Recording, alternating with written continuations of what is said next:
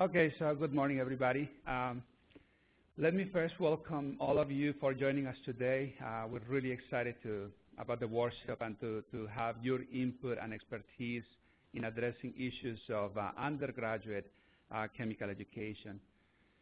So as Pat just mentioned, it is very evident that our community is, there's been a lot of activity and questioning about chemical education. There's a great number of people in our community who actually do outstanding work trying to improve the practice of chemical education. So one of the questions we wanted to answer is there something wrong with chemical education? Is there things that need to be changed, or simply are there opportunities to adopt new technologies, a new skill set from undergraduate students that perhaps could help us modify things?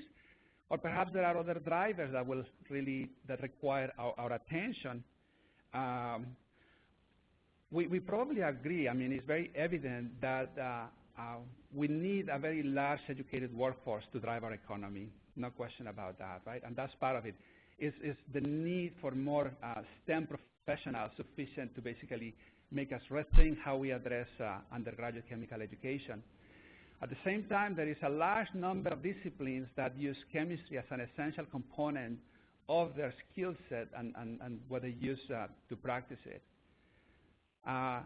We need to take into account, of course, the pre-medical student population, right? That's a great portion of the service that we provide to other disciplines. And then we have the public at large, a large section of the population. We all realize that if the public were chemically educated, the world could be a much better place, and yet perhaps we don't do as much as we could addressing, students in the life sciences, in the humanities, and so on. So the question is, what are the drivers for change, and how do we measure them? So that's part of what this session is about. Another issue is the cost.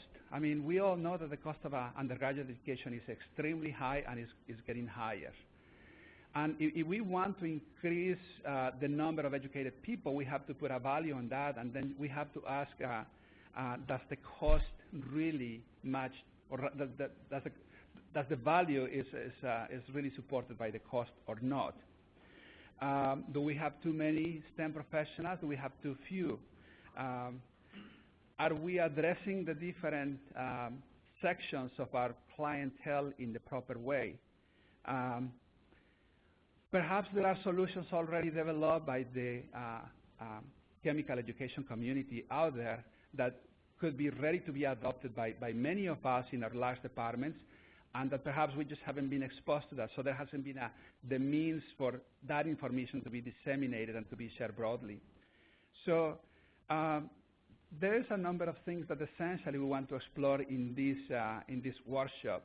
But today's session is really about what drives the change, what motivates all this chatter in our community about education.